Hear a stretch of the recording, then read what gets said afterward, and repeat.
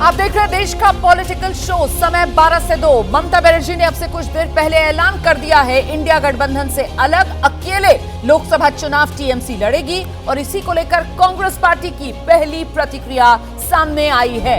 BJP को हराने के लिए ममता बनर्जी ने साथ देने का वादा किया था, ये कह रही है कांग्रेस पार्टी। ममता ने लोकसभा चुनाव मिलकर लड़ने का वादा किया था, ये कांग्रेस पार्टी की तरफ से कहा जा रहा है। तो मतलब अब क्या कांग्रेस ये कहने की कोशिश कर रही है कि ममता ने जो वादा किया उस वादे को ममता बनर्जी ने ही तोड़ दिया, ममता ने वादा खिलाफी की। कांग्रेस कटघरे में क्या खड़ा कर रही है ममता बनर्जी को, ये सवाल बड़े हो जाते हैं जिस तरीके की प्रतिक्रिया कांग्रेस पार्टी की तरफ से आई है। सुनते हैं जरा।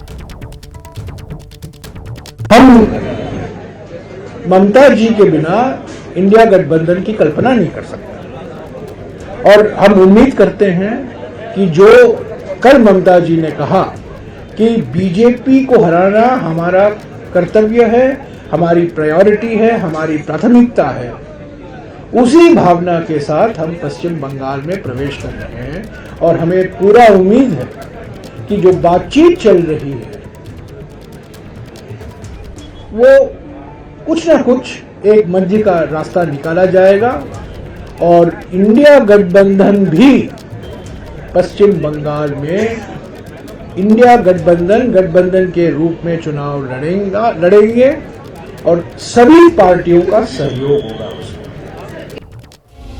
तो ये जो प्रतिक्रिया कांग्रेस पार्टी की तरफ से आई है, आपको गौर करना चाहिए, बेहद सधी हुई प्रतिक्रिया आ रही है कांग्रेस पार्टी की तरफ से। और यहां तक कांग्रेस पार्टी की तरफ से कहा जा रहा है कि कोई बीच का रास्ता निकाल लिया जाएगा, इंडिया गठबंधन की कल्पना नहीं की जा सकती है ममता बनर्जी के बिना। और इस बीच एनसीपी की नेता हैं सुप्रिया सुले, उनका भी बयान सामने आया है। ममता बनर्जी का ऐलान कोई बड़ी बात नहीं है, ये कह रही हैं सुप्रिया सुले। ऐसा क्यों कह रही हैं, आइए जरा समझते हैं। ममता बनर्जी ने ये ऐलान किया है कि वो अकेले चुनाव लड़ेंगी। ममता बनर्जी की इस स्टैंड को आप किस तरीके से देखते हैं? नहीं, कोई झटका नहीं है, हर स्टेट का निर्णय अलग होने वाला था, कौन सी बड़ी बात है।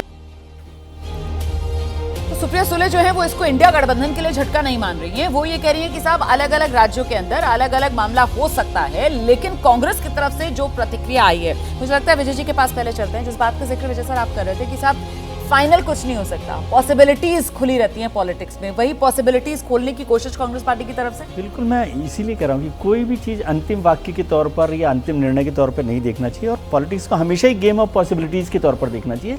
ये सब चलता है और फिर वही बात जिसका प्रोफेसर साहब भी जिक्र कर रहे थे कि जब कंट्राडिक्शंस हों, अलग अलग विचारधारा की पार्टियाँ हों, तो उसमें सबको साथ लेकर चलना मुश्किल काम होता है, इतना आसान काम नहीं है। तो वो होगा, लेकिन फाइनली वो कहीं ना कहीं पहुँच ये होता है कि किसका ताकत ज़्यादा। आज ममता बनर्जी की ताकत ज़्यादा है तो कांग्रेस थोड़ा नरम होकर भी बात कर सकती है और कल उनको कूच बिहार पहुंचना है, तो जरूरी है कि ममता बनर्जी को पेसिफाई करके रखा जाए, खुश रखा जाए। बिल्कुल, आपने ये जो बात कही ना कि एक तरफ तो देखिए ममता बनर्जी के इतने तल्ख तेवर कि वो अपनी तरफ से अकेले ऐलान कर रही हैं और दूसरी तरफ कांग्रेस की तरफ से बाकायदा प्रेस कॉन्फ्रेंस करके जब प्रतिक्रिया दी जा रही है तो इतनी नरमी कि वो कह रहे हैं हम तो कल्पना ही नहीं कर सकते इंडिया गठबंधन के बिना ममता बनर्जी। कांग्रेस सबसे बड़ी पार्टी है इंडिया गठबंधन की और इसलिए जिम्मेदारी भी उसी की है।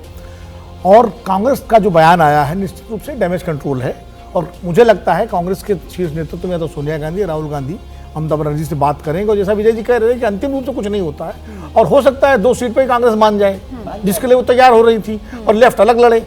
एक संभावना ये बन सकती है, भाई केरल में तो अलग लड़ेंगे ही ना लेफ्ट और कांग्रेस, तो वो मॉडल हो सकता है वहाँ। तो जो बीच का रास्ता निकालने की बात जयराम रमेश कह रहे हैं, मुझे यही लगता है कि अगर ममता बनर्जी और कांग्रेस के शीर्ष नेतृत्व की बातचीत होती है तो शायद बीच का रास्ता यही निकल सकता है कि कांग्रेस अपनी 2 सीटें लड़ ले और लेफ्ट अपना अलग लड़े।